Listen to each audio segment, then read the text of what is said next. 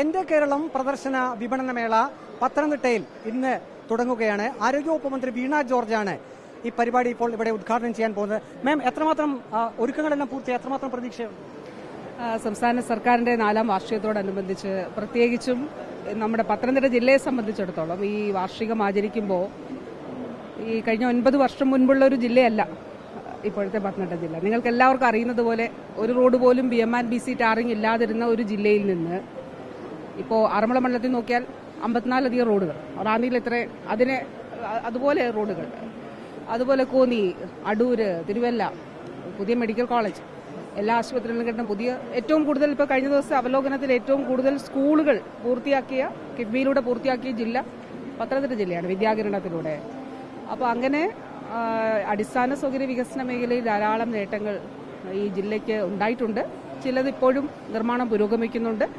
പ്രത്യേകിച്ച് ജനങ്ങൾക്ക് ഈ പ്രയോജനങ്ങൾ, ഈ സേവനങ്ങൾ അത് ലഭ്യമാക്കുക പൂർണ്ണതോതിൽ. പിന്നെ ജനങ്ങളും ഓരോ ദിവസവും ഇതിന്റെ ഭാഗമായിട്ട് സെമിനാറുകൾ സംഘടിപ്പിക്കപ്പെടുന്നുണ്ട്, അപ്പോൾ ആശയവിനിമയങ്ങൾ.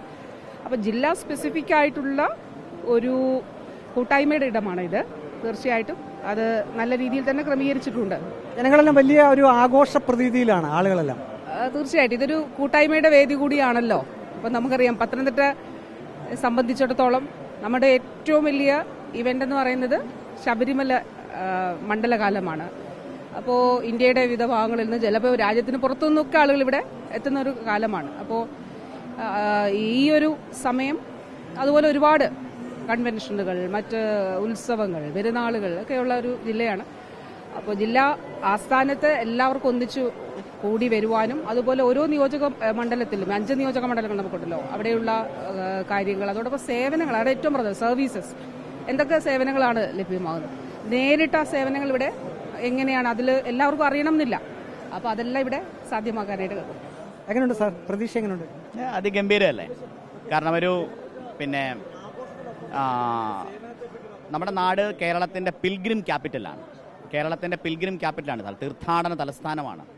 അപ്പോൾ തീർച്ചയായിട്ടും നമ്മുടെ പരസ്പരമുള്ള മമതയുടെയും സ്നേഹത്തിൻ്റെയും ആളുകൾക്കിടയിലുള്ള അഗാധമായ മലയാളി എന്ന വികാരത്തിൻ്റെയും ഒരു വലിയ ആഖ്യാനം കൂടിയാണ്. അപ്പോൾ കേരളത്തിൻ്റെ പുതിയൊരു കേരളം സ്വപ്നം കാണുന്ന ഏത് മനുഷ്യൻ്റെയും ജനകീയ അഭിലാഷങ്ങൾ അതിനെ മുന്നോട്ട് കൊണ്ടുപോകുന്നൊരു ഗവൺമെൻറ്റാണിത്.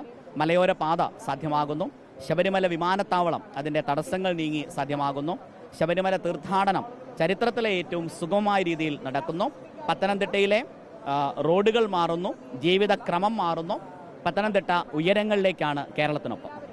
എന്റെ കേരളം പ്രദർശന വിപണനമേള പത്തനംതിട്ടയിൽ തുടക്കമാവുകയാണ്. നേരത്തെ ആരോഗ്യവകുപ്പ് മന്ത്രി വീണ ജോർജ് പറഞ്ഞതുപോലെ സർക്കാരിന്റെ വികസന നേട്ടങ്ങൾ അത് ജനങ്ങളിലേക്ക് എത്തിക്കുക എന്ന ആ ഒരു ലക്ഷ്യം കൂടി ഈ പരിപാടിക്ക് പിന്നിലുണ്ട്. വീഡിയോ ജേർണലിസ്റ്റ് ആജി കുടുംബനൊപ്പം റിപ്പോർട്ടർ പ്രവീൺ പുരുഷോത്തമൻ, ഇൻ റിപ്പോർട്ടർ, പത്തനംതിട്ട.